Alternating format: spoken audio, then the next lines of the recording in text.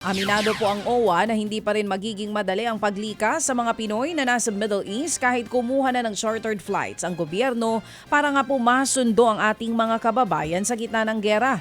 Ayon kay OWA Administrator P.Y. Kaunan, kakailanganin pa rin ang clearance ng mga eroplano bago po makalipad sa Middle East. Hindi raw kasi basta-basta makapapasok sa kahit saang airspace sa Middle East ang dalawang chartered flights kung walang pahintulot ng mga dadaanang bansa. Sa mga OFW sa Saudi, Kuwait, Bahrain at UAE ang unang susunduin ang chartered flights. Nilinaw din po ng OWA na malaki ang pinagkaiba ng paglikas sa mga Pilipino sa gera. Sa gera po ngayon kumpara noong COVID-19 pandemic. Dahil maigpit noon ang safety protocols laban sa mga positibo sa virus habang mas mahigpit naman po ngayon ang security protocols para po sa gera. Dalawang salita lang po, missile saka drone. Nung pandemic po, walang missile. Ngayon po, may missile attacks. Minsan nga po, yung repatriation flight natin from Dubai, yung una po nating government sponsored na mga tickets mula sa Abu Dhabi po natin ng mga OFWs.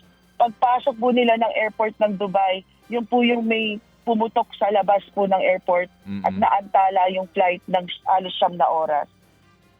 Yan nga po ang tinig ni OWA Administrator P.Y. Kaunan. Samantala, naniniwala po si dating Senator Antonio Trillanes at mamamayang Liberal Congresswoman Leila De Lima.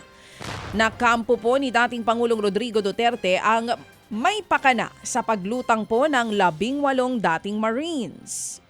Sila po ang nag-akusa sa ilang opisyales ng gobyerno kabilang na sina De Lima at Trillanes na tumanggap daw ng pera sa maleta at maging sa paper bag galing kay Zaldico. Ang tingin ni De Lima, kalkulado ang paglutang ng mga sundalo para mailihis ang atensyon ng publiko sa kaso ng dating Pangulong Duterte at siraan ng ICC. Ayon naman po kay NBI Director Melvin Matibag, isa daw retired general ang lumalabas na recruiter ng 18 ex-Marines. Sa katunayan, mahigit 100 daw sila na na-recruit ng sinasabing general na hindi pa rin pinapangalanan pero galing daw sa batch 1975 ng Philippine Maritime o Philippine Military Academy. Planong ipasampina ng NBI ang naturang general para po makapagpaliwanag.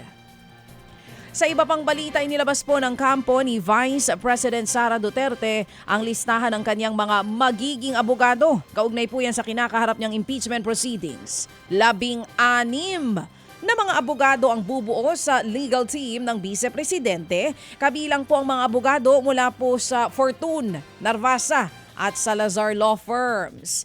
Kinwestiyon naman ni Bicol Sara Congressman Terry Ridon ang pagkakasama po ng mga dating spokesperson ni VP Sara na sina Michael Poa at Roberto Batong Bakal sa legal team nito. May conflict of interest daw dito, lalo't posible silang maging testigo sa reklamo ng Vice Presidente. Wow, ang dami, 16. Manong Ted, sa mga nagdaan po ba na posibleng ma-impeach noon, ganun talaga kadami ang mga abogado? Wala namang limit yan eh. Oo. So, okay lang yon yung ganun kadami. Walang problema. Normally iyon, yung 16. Ganun talaga, even in the past. Kasi pwede mo namang sabihin kumuha ka lamang ng gantong law firm. Oo. Pero yung law firm na yun, sigurado maraming abogado. Oo, kahit na 2,000 gawin mong abogado dyan. Oh, basta afford, di ba? Basta may pambayad, kahit gano'ng kadami, hindi bawal. Basta importante, ipagtatanggol nila yung kliyente. Oo. So, 16. Abangan po natin yan. O, ito naman, sa kaugnay na balita. Muling nagsampa ng panibagong reklamo si National Security Advisor Eduardo Anyo laban po sa 18 nagpakilalang dating Marines. Kasong perjury at cyber libel ang isinampa ni Anyo sa Department of Justice at DOJ kung saan damay rin sa asunto ang abogado na si Attorney Levy Baligod. Kaugnay pa rin po yan sa akusasyon ng mga nagpakilalang sundalo na tumanggap daw siya ng pera matapos nga po ang pulong kina House Speaker Martin Romualdez. Bago po yan, nauna nang naghain ng reklamo si Anyo laban sa mga dating Marine at kay dating Congressman Mike Defensor kaugnay pa rin ang issue. Mariin din niyang itinanggi ang mga nasabing akusasyon.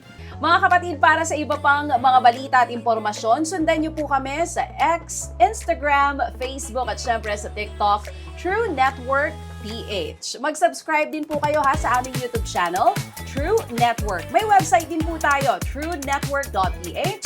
At pwede nyo rin po kaming mapanood sa Channel 19 ng aming True FM TV. Lagi pa rin makinig sa radyo dito po sa 105.9 True FM dahil ito, laging true sa'yo.